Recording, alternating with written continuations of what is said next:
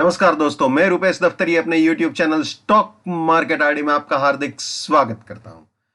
दोस्तों, आज है 12 जून 2020 और आज के इस सेशन में हम प्रिपरेशन करेंगे निफ्टी और बैंक निफ्टी की अगले हफ्ते की, यानी 15 जून से शुरू होने वाले हफ्ते की, और ऑब्वियसली 15 जून की इंट्राडे पॉइंट ऑफ व्यू से निफ्टी और बैंक निफ्टी दोनों की। और आज का रिकैप तो बनता ही है। आज सुबह लाइव सेशन भी मैंने किया था, करीब 10:30 बजे के आसपास मैंने उसे अपलोड कर दिया था।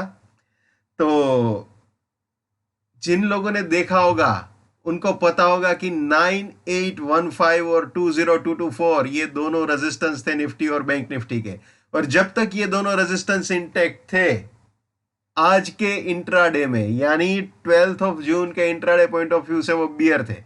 लेकिन जैसे ही वो रेजिस्टेंस निफ्टी और बैंक निफ्टी ने उड़ाए, आप देख लो पीछे मुड़ के नहीं देखा, सीधा फर्स्ट बुलिश टारगेट और उसके बाद ऊपर बाय एग्जिट, दोनों में, निफ्टी बैंक निफ्टी दोनों में। निफ्टी ने तो खैर रेजिस्टेंस भी उड़ाने की ट्राई की, ओपनिंग सपोर्ट रेजिस्टेंस की स्लाइड वाला, तो वो भी आपको रिकैप में दिखा देता हूं। चलिए देख लेते हैं रिकैप।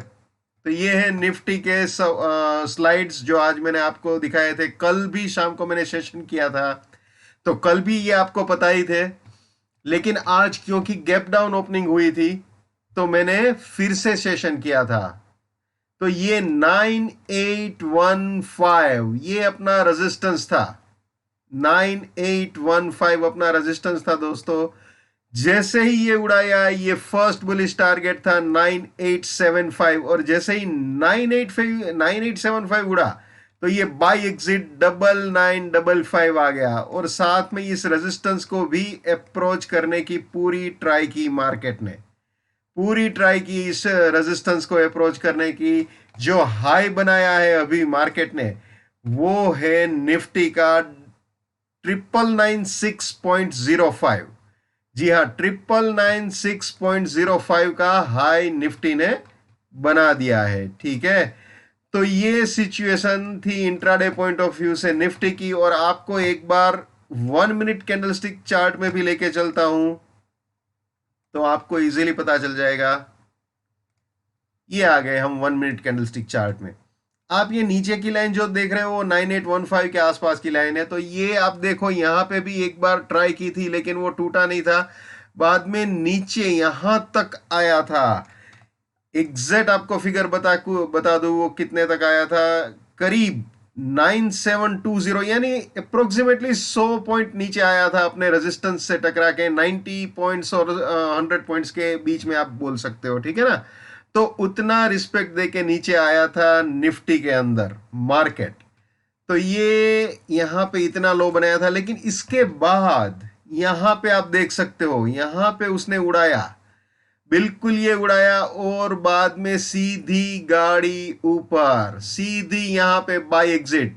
ठीक है, तो ये बिल्कुल टारगेट पे आई यहां पे। तो दोस्तों ऑनेस्टली अगर मैं आपको बताऊं, तो जब आज सुबह मैंने सेशन किया तो मैंने बताया था कि सारे बियरिश टारगेट ऑलरेडी अचीव्ड है, चाहे वीकली हो चाहे डेली हो, बिल्कुल अचीव हो चुके हैं। तो 9815 का रेजिस्टेंस जरूर था, लेकिन उस रेजिस्टेंस के माध्यम से जो बियरिश टारगेट हमें अचीव करने थे वो तो ऑलरेडी मॉर्निंग में सीधा गैप डाउन ओपनिंग में ही उसने अचीव कर लिए थे। तो एक तरह से मैं कई बार ये चीज पहले भी बोल चुका हूं, 2 साल में ये चीज कई बार बोल चुका हूं, मैं फिर से आज रिपीट कर रहा हूं कि जो बियरिश टारगेट एक बार आ चुका है, हम मार्केट को फोर्स नहीं कर सकते कि चल दोबारा तू मुझे वहां पे लेके चल, क्योंकि मैं फर्स्ट टाइम गाड़ी में नहीं बैठा था, अब तू मुझे वहां का सफर करा दे। ऐसे नहीं होता। हाँ, मार्केट बियरिश ही था, उसमें कोई दो राय नहीं है। अगर किसी ने शॉर्ट किया है तो उसमें उसकी कोई गलती नहीं है, वो मार्केट बियरिश ही था। वीकली का भी सपोर्ट निफ्टी ने तोड़ा हुआ था, इंट्राडे का भी तोड़ा हुआ था, तो उसको बियर ही बोलेंगे। लेकिन ये ऐसा बियर था जो अपने टारगेट्स अचीव कर चुका था और उसके बाद रेजिस्टेंस के पास आया था। तो ऐसे में अगर किसी को शॉर्ट भी करना है तो रेजिस्टेंस के एकदम पास आई तब शॉर्ट करना चाहिए, और अगर स्टॉप लॉस ट्रिगर होता है तो वापस बुल बनना चाहिए, है ना। तो ये सिचुएशन थी निफ्टी की। अब बैंक निफ्टी आपको दिखा देते हैं। और हाँ, एक और चीज आपको बता दूं, निफ्टी में 9882 इज स्टिल अलाइव।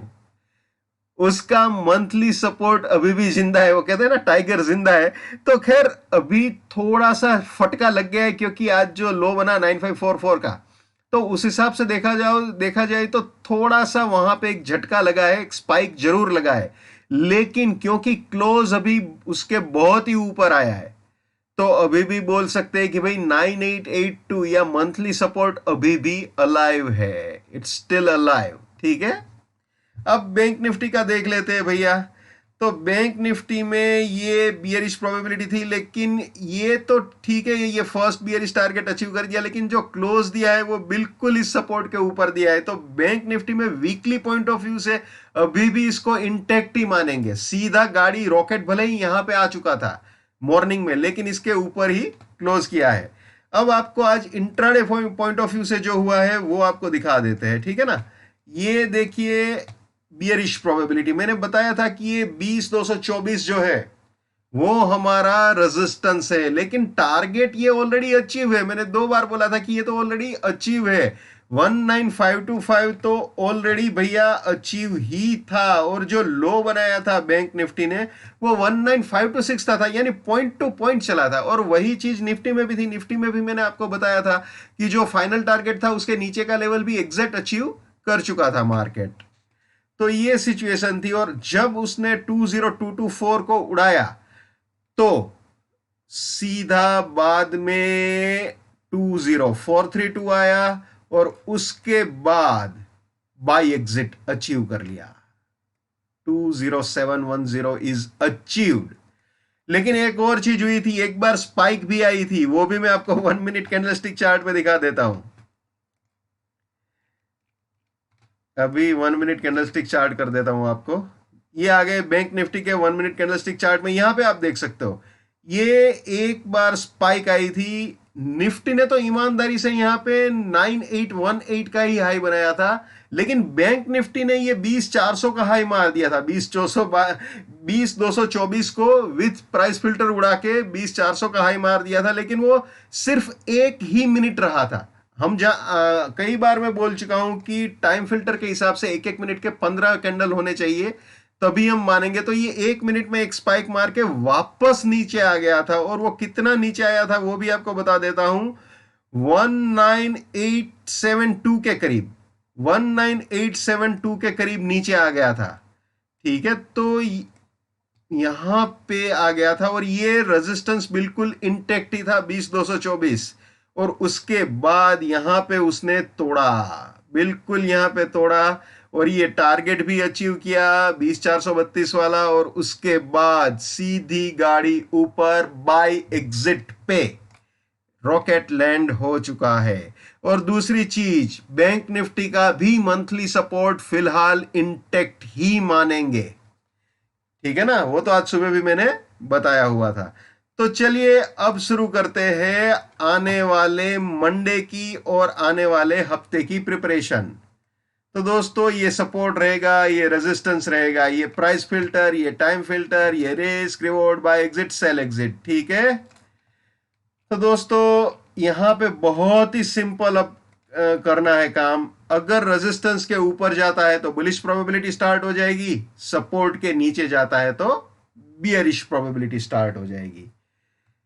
अब आपको दिखा देते हैं बुलिश प्रोबेबिलिटी और बियरिश प्रोबेबिलिटी। ये आ गए हम बुलिश प्रोबेबिलिटी में, यानी कि अगर मार्केट 10145 के ऊपर जाता है तो 26 सपोर्ट 52, फर्स्ट बुलिश टारगेट इसके ऊपर गया तो 45 सपोर्ट 24, सेकंड बुलिश टारगेट इसके भी ऊपर गया तो 52 सपोर्ट 47, फाइनल बुलिश टारगेट हो सकता है। यानी ये तीनों बाइंग के एंट्री या री एंट्री पॉइंट बन सकते हैं, और ये तीनों प्रॉफिट बुकिंग या पार्शियल प्रॉफिट बुकिंग पॉइंट बन सकते हैं। ठीक है,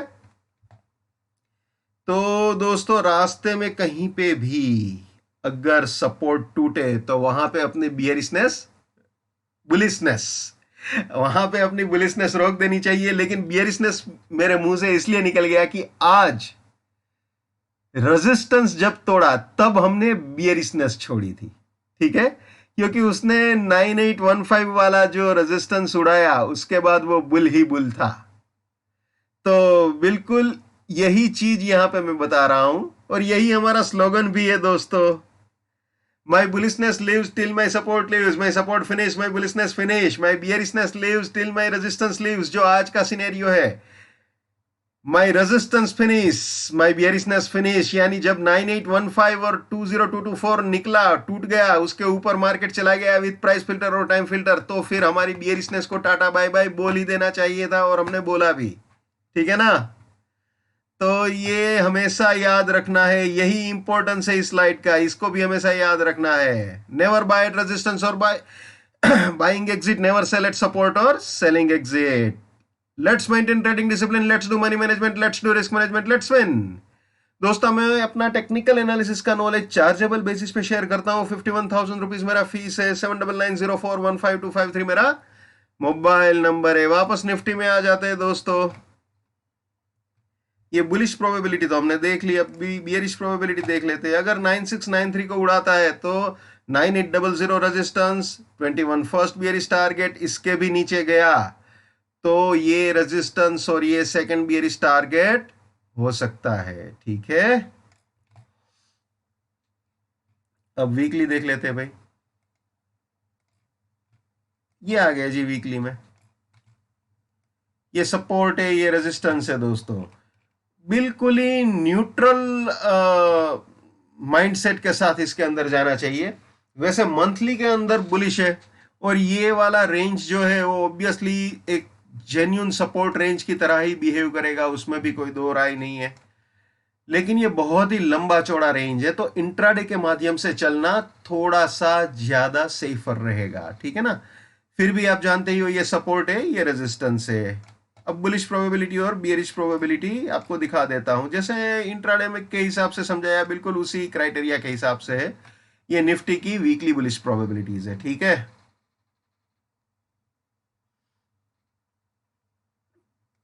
और ये bearish probability.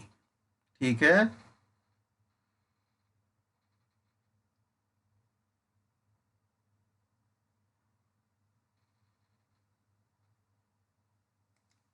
Monthly support resistance अब जानते ही हो, ये बुलिश प्रोबेबिलिटी में हम है।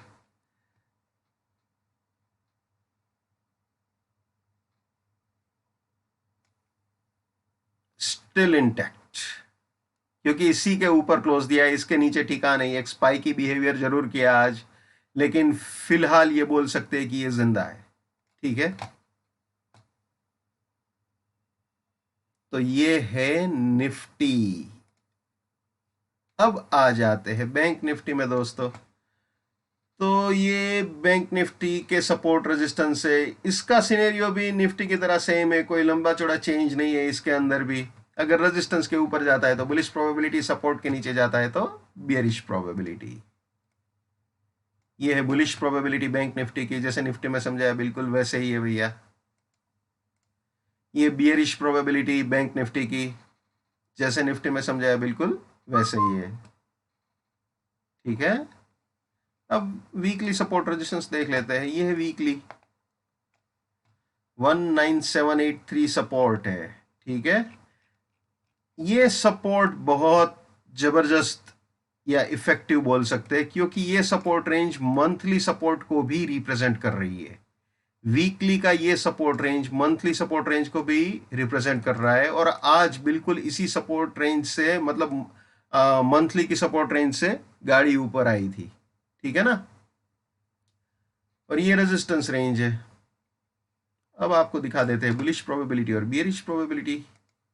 ये बुलिश प्रोबेबिलिटी,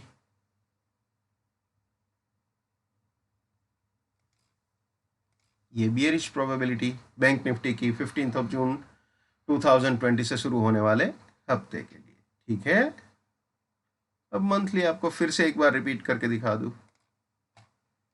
ये रेंज जिसका मैं जिक्र कर रहा था, ये तो हमारा वीकली का सपोर्ट रेंज है ना, वो बिल्कुल मंथली के इसी सपोर्ट रेंज को रिप्रेजेंट कर रहा है, तो वो बहुत ही स्ट्रांग रहेगा अगर वहां पे आता है वापस तो। एक और चीज मैं आपको बताऊं दोस्तों, आज का जो सिनेरियो मुझे लगा ना, वो इस जून महीने में उसने मुझे मार्च महीने की याद दिला दी। मार्च में मार्केट बिल्कुल इसी तरह का बिहेवियर कर रहा था। जो वोलाटिलिटी है, गैप अप गैप डाउन वाला मामला है, तो बिल्कुल वैसा ही बिहेवियर मुझे लगा मार्केट का। जो भी रीजन हो, मैं रीजन के पीछे कभी नहीं जाता, मैं सीधा फैक्ट्स एंड फिगर्स पे जाता हूं। वहां पे ये हो गया, वहां पे वो हो गया, उस वो सारी न्यूज बेस्ड गॉसिप्स का कोई मतलब नहीं है। वो सुनने में बहुत बढ़िया लगती है, मजा आता है, टाइम पास करने के लिए बहुत बढ़िया है, लेकिन डिसीजन मेकिंग सिर्फ फैक्ट्स और फिगर्स पे ही होता है, क्योंकि खबरें सब कुछ होने के बाद ही आती है, या सब कुछ होने के बाद खबरें उस पर चिपकाई जाती है। तो यही मैसेज कन्वे करना चाहता था मैं। तो बिल्कुल अवेयर रहिए। जो भी मूवमेंट, ये मार्च महीने वाली स्टाइल जो आज हुई, वो हो सकता है आने वाले हफ्तों में शायद फिर से भी देखने को मिले, चाहे ऊपर की तरफ हो चाहे नीचे की तरफ हो। तो उस हिसाब से अपने आप को सिक्योर करके चलिए। 3:30 बजे अगर मामला निपट जाता है तो वो सबसे बढ़िया है। और अगर आप कुछ लेके चल रहे हो या कुछ बेच के चल चल रहे हो, तो वहां पे कैरी फॉरवर्ड कर रहे हो वीकली पॉइंट ऑफ व्यू से या मंथली पॉइंट ऑफ व्यू से, चाहे बाय पोजीशन हो चाहे सेल पोजीशन हो, तो प्लीज बहुत ही अवेयर रहिए अपने रिस्क से, ठीक है ना। So wish you all the best, keep winning, keep earning, जय हिंद, वंदे मातरम, भारत माता की जय, just keep it up, come on.